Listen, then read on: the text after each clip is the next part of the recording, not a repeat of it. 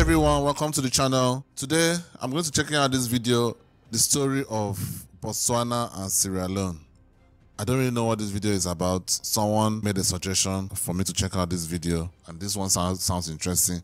As a Nigerian, I would like to find out what this is about. Sierra Leone and Botswana, these two countries are so far apart, so I don't really know how that works, but let me see how it's going to be. Let's get right into it. Look at this big boy continent, Africa, home to 1 billion people, huge tracts of land, and the most countries per continent on Earth. But look at these countries.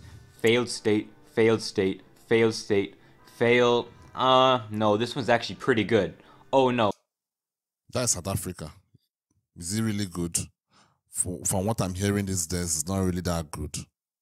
So I'm not sure that is right with that. Not South Africa, the one a little more to the north of it. Botswana.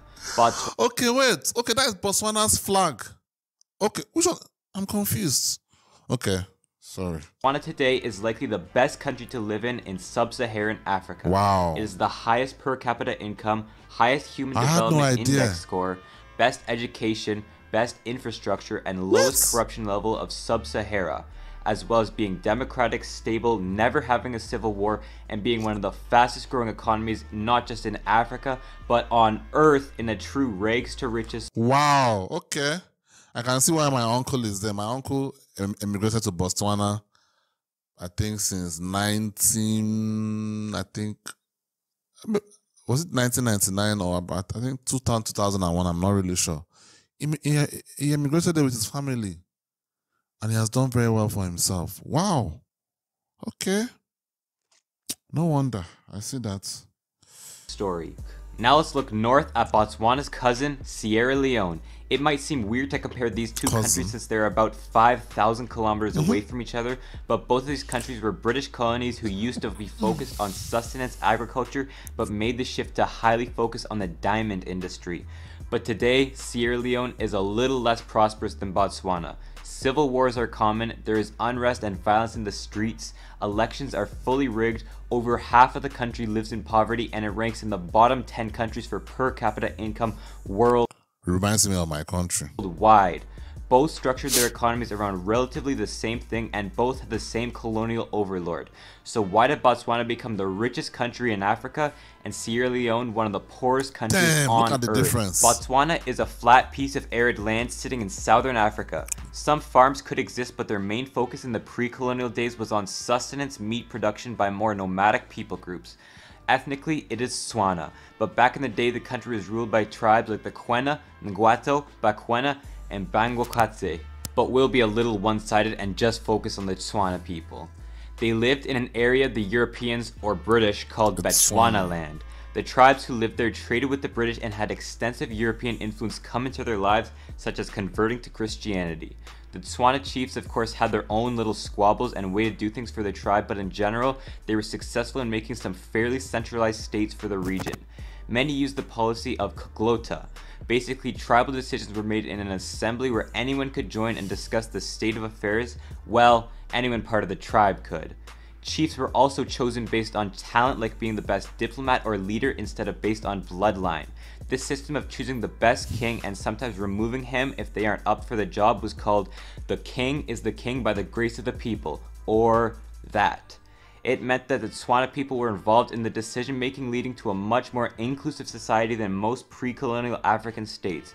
For instance, the Tswana chiefs enforced property rights through the ability to sell, fence, and protect your cattle farms even though land was publicly owned.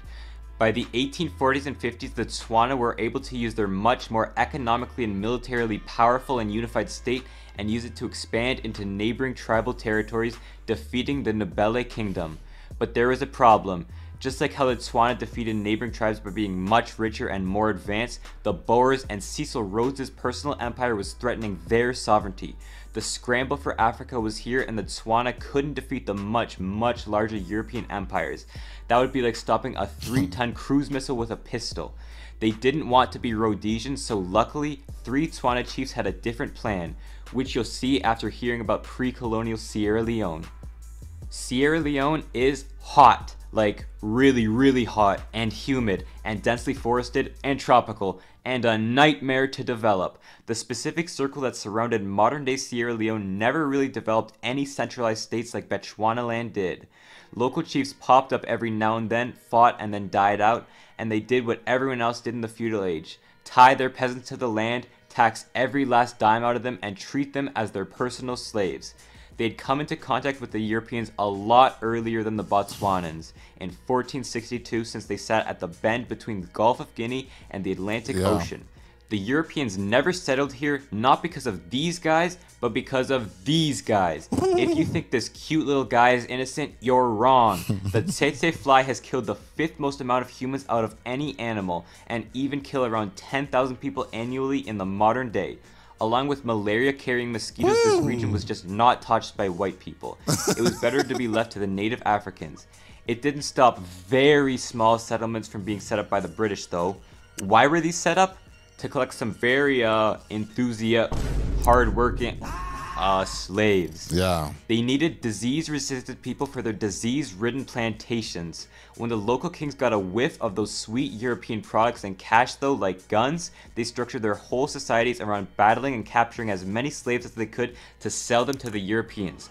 This lasted for around 300 years, destroying local kingdoms. The incentives to keep the supply of slaves going were too strong, so they were either always fighting other tribes for slaves or subjugating their own people. Then, in 1807, Guys, I do know this already. I do know this. I know some Africans or Black Americans always try to pretend like white people just came here and stole Africans. They did not do that. Our people sold our people. That's just the fact of the matter. Now, were there some stolen ones? A few, a small percentage, negligible, if I would even say. But for the most part, most of the slaves were sold. So I just saw one video by one lady, one Black American lady, talking about all this, you know, these white people, that and all that, and was now mentioning the fact that my people were stolen from Africa, just like you. I'm like, damn, calm down, seriously. I mean, we still, in Nigeria here, we still have places where slaves were piled up, waiting to be sold to the white people. So let's just stop all these things. It all stopped. It didn't. When the British Empire banned slavery in their own territory. Only problem is, where did the British put all of these freed slaves? Oh, you think they'll just keep them on your island? Ha ha ha, I laugh.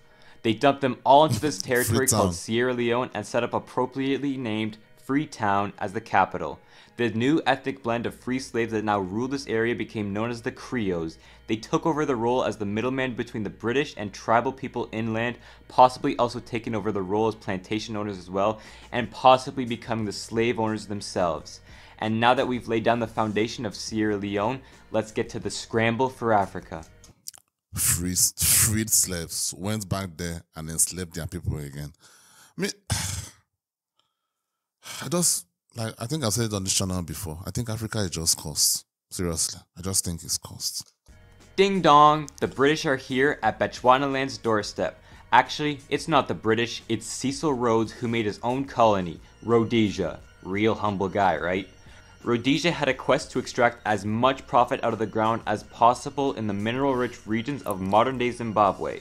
The Tswana chiefs didn't like the idea of working pretty much as slaves for this guy, and then they thought to themselves, if the entire continent is being carved up like a Thanksgiving turkey, and we have absolutely no shot of defeating the invaders being a relatively small tribe in a dry and flat region, why not try to at least get the best rulers out of it?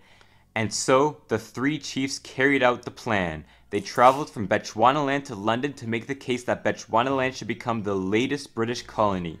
After thinking about it and thinking about how both the Tswana and British hated the Boers and the British really didn't want to have Germany take over this land, cutting them off to the north, they agreed.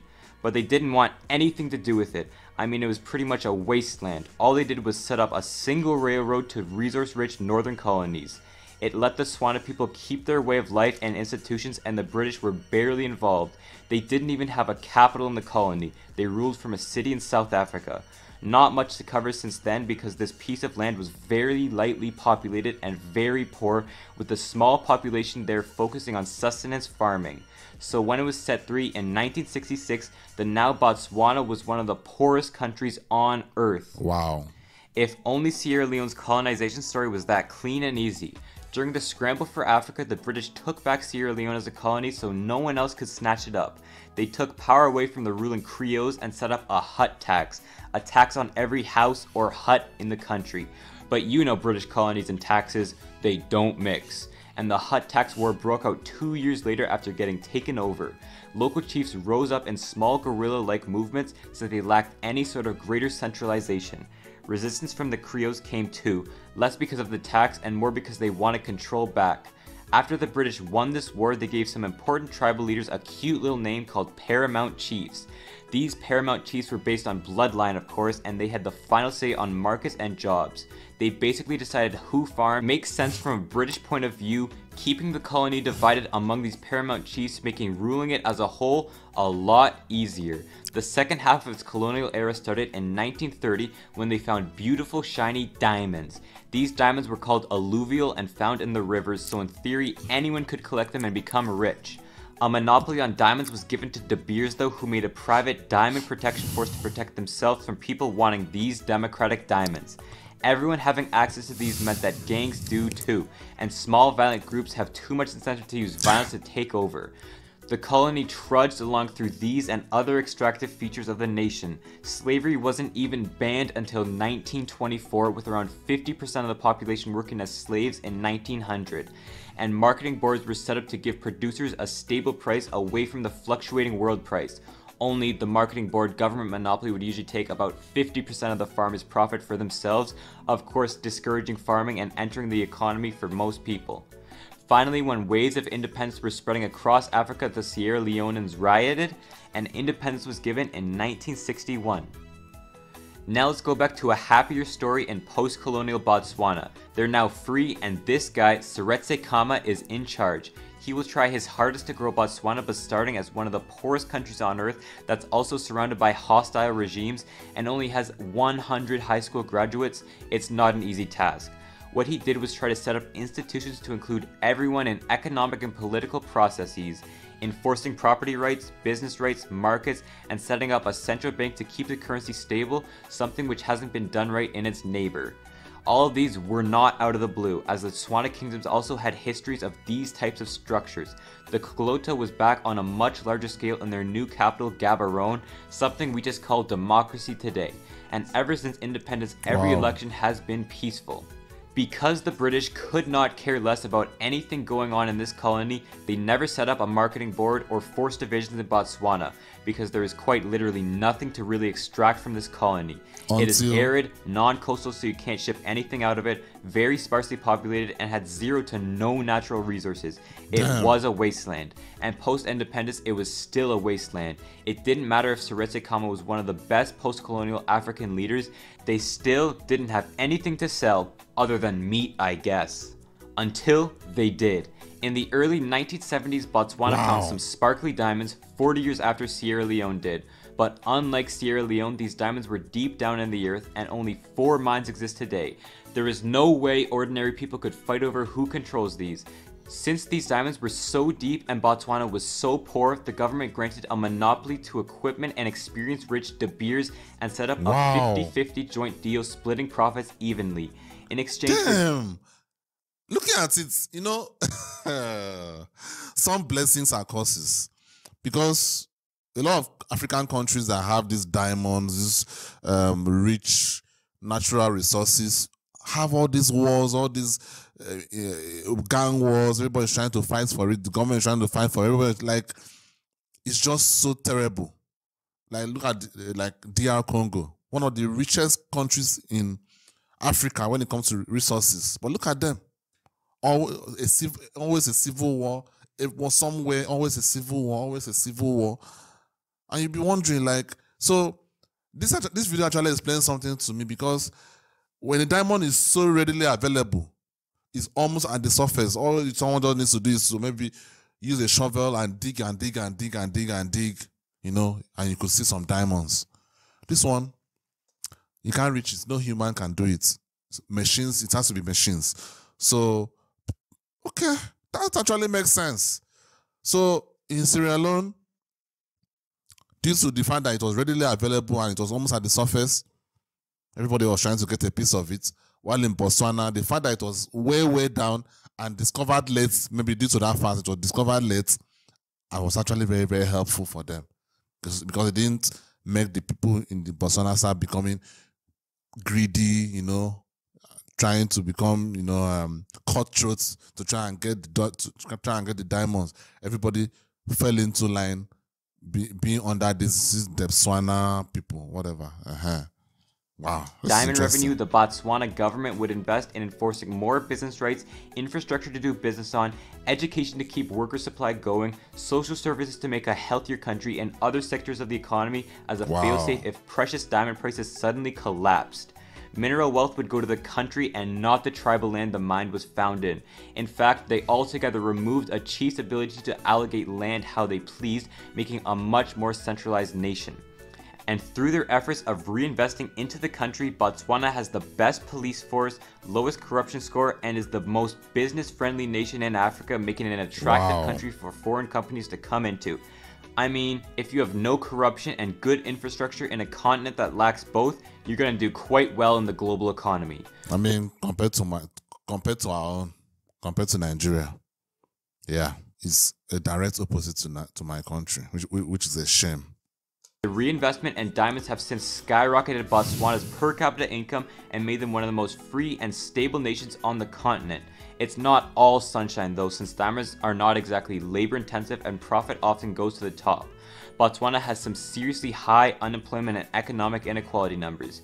Maybe it will get better as Botswana tries to diversify away from diamonds, but it still is a miracle that they got here through a mix of their successful policies and institutions, turning this wasteland into a land of opportunity. Then there was Sierra Leone, a lot less successful after the British left. Right after independence, power was given to some brothers, Milton and Albert Margay, in 1961 and 1964 respectively. They were fine with revenues, maybe taken a little off the top for themselves, but also attempted one-party states. Due to a lack of centralization and too much incentive to be the one ruling over this highly unequal state, more unrest shook the government. Not one, not four, but 3 coups all happened between 1967 and 1968, with Siaka Stevens coming to power in the end. Stevens was a little bit of a hypocrite. He held a strong anti-British view, but when it came to getting paid like a British overlord, he never passed that up. He took resources to sell for himself and turned the nation into a dictatorship and killed its political opponents. He got rid of the hut tax only for a new poll tax that did essentially the same thing. Marketing boards got worse too, going from collecting around 50% of farmers' profits under the British to 90% of profits under Siaka.